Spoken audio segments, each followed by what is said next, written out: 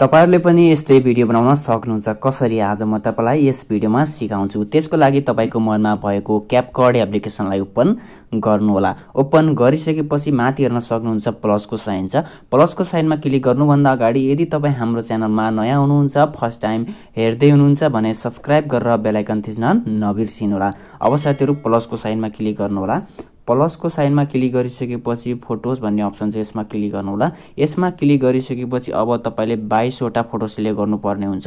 यसरी तपाईलाई मन पर्ने कुनै पनि तपाईको फोटो सिलेक्ट गर्नु होला। सिलेक्ट गरिसकेपछि तल हेर्न सक्नुहुन्छ एड भन्ने अप्सन छ, एड गर्दिनु होला।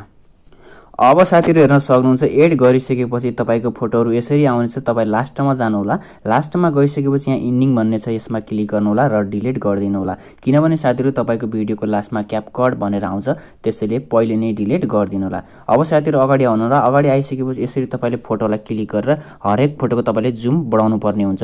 तपाईको साइजमा हेर्न सक्नुहुन्छ यसरी जुम बढाउनु होला। सबै फोटोको तपाईले जुम बढाउनु भयो भने तपाईको भिडियो परफेक्ट हुनेछ। पछि तपाईले इफेक्ट लगाउँदा राम्रो देखिनेछ।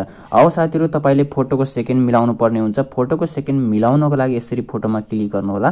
अब तपाईले सुरुको फोटोलाई राख्नु पर्ने हुन्छ 0.4 मा हेर्न सक्नुहुन्छ। यसरी तपाईले 0.4 मा राख्नु होला। अब तपाईले हेर्न सक्नुहुन्छ यसरी जुम गर्नु होला। तपाईको 0.4 आएन, 0.3 आएन भने यसरी जुम गर्नु होला। अब हेर्न सक्नुहुन्छ तपाईको मजाले 0.4 आउँछ। अब त्यसपछि हेर्न सक्नुहुन्छ अब तपाईले अर्कोलाई राख्नु होला। अर्को फोटोलाई राख्नु होला 2.5 मा 2.5 मा राख्नु होला। 2.5 मा त्यसपछिको चारवटा फोटोलाई तपाईले राख्नु पर्ने हुन्छ 0.2 मा हेर्न सक्नुहुन्छ। 0.2 मा राख्नु पर्ने हुन्छ। एउटा, दुईटा,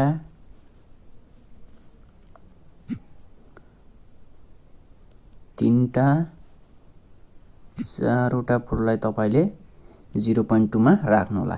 त्यसपछिको एउटा फोटोलाई राख्नु होला तपाई 0.8 मा हेर्न सक्नुहुन्छ। 0.8 मा त्यसपछिको 7 वटा फोटोलाई तपाईले राख्नु पर्ने हुन्छ 0.4 मा हेर्न सक्नुहुन्छ। एउटा, दुईटा, तीनटा, चारवटा, पाँचवटा, छवटा, सातवटा फोटोलाई तपाईले 0.4 मा राख्नु होला। त्यसपछिको एउटा फोटोलाई राख्नु होला तपाई 0.8 मा हेर्न सक्नुहुन्छ। 0.8 मा त्यसपछिको अर्को फोटोलाई राख्नु होला तपाई 0.4 मा हेर्न सक्नुहुन्छ। 0.4 मा त्यसपछिको एउटा फोटोलाई राख्नु होला तपाईले 0.8 मा हेर्न सक्नुहुन्छ। 0.8 मा अब तपाईले चारवटा फोटोलाई राख्नु होला 0.2 मा 0.2 मा हेर्न सक्नुहुन्छ। 0.2 मा एउटा, दुईटा, तीनटा, चारवटा फोटोलाई तपाईले 0.2 मा राख्नु होला। त्यसपछिको अब तपाईको लास्टको फोटोलाई राख्नु होला 0.6 मा राख्नु होला। लास्टको फोटोलाई 0.6 मा यति गरिसकेपछि तपाईको फोटोको सेकेन्ड मिलिसकेको छ। अब तपाईले एनिमेसन लगाउनु पर्ने हुन्छ। एनिमेसन लगाउनको लागि अब सुरुमा जानु होला।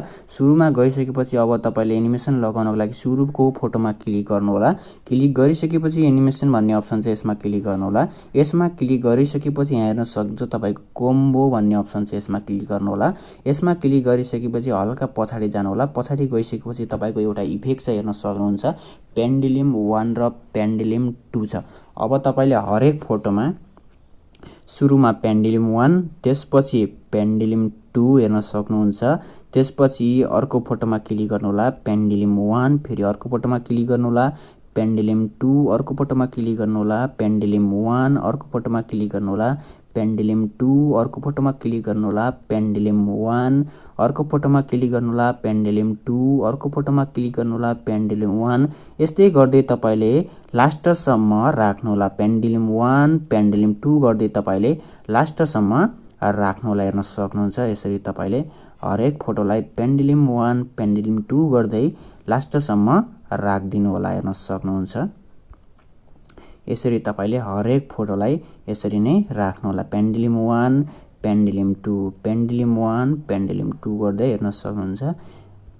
पेन्डुलम 1, पेन्डुलम 2 यस्तै गर्दै हरेक फोटोमा राख्नु होला। यति गरिसकेपछि तपाईको फोटोको एनिमेसन पनि भइसकेको छ। अब तपाईले इफेक्ट लगाउनु पर्ने हुन्छ। इफेक्ट लगाउनको लागि हेर्न सक्नुहुन्छ तल इफेक्ट भन्ने अप्सन छ, इफेक्टमा जानु होला। त्यसपछि लास्टमा सार्नु होला। यहाँ फ्रेम भन्ने अप्सन छ, फ्रेममा क्लिक गरिसकेपछि सुरुमा कलर भन्ने अप्सन चाहिँ हेर्न सक्नुहुन्छ। यसरी कलर अप्सन लगाउनु होला, त्यसपछि ठिक गरिदिनु होला। अब यसलाई चाहिँ तपाईले तानेर लास्टसम्म राख्दिनु पर्ने हुन्छ, हेर्न सक्नुहुन्छ। लास्टसम्म राख्दिनु होला। यति गरिसकेपछि तपाईको इफेक्ट पनि लाग्नेछ। अब तपाईको भिडियो रेडी भइसकेको छ। अब तपाईले साउन्डको लागि मैले यस भिडियोको डिस्क्रिप्सनमा मैले साउन्ड लिंक दिएको छु, तपाईले त्यसमा क्लिक गरेर मजाले त्यो साउन्ड डाउनलोड गर्न सक्नुहुन्छ। तपाईले पछि भिडियो अपलोड गर्दा त्यो साउन्डलाई एड फेभरेट गरेर तपाईले त्यही साउन्ड युज गर्न सक्नुहुन्छ। यति गरिसकेपछि तपाईको भिडियो रेडी भइसकेको छ। अब यो भिडियोलाई सेभ गर्नको लागि माथि हेर्न सक्नुहुन्छ एरोको साइन छ, यसमा क्लिक गर्नु होला। यसमा क्लिक गरिसकेपछि एक्सपोर्ट भन्ने अप्सन छ, एक्सपोर्ट गरिदिनु होला। यति गरिसकेपछि तपाईको भिडियो रेडी हुनेछ। Thanks for watching this video. अरु पनि भिडियो हेर्नको लागि च्यानललाई सब्स्क्राइब गर्न नभुल्नु होला।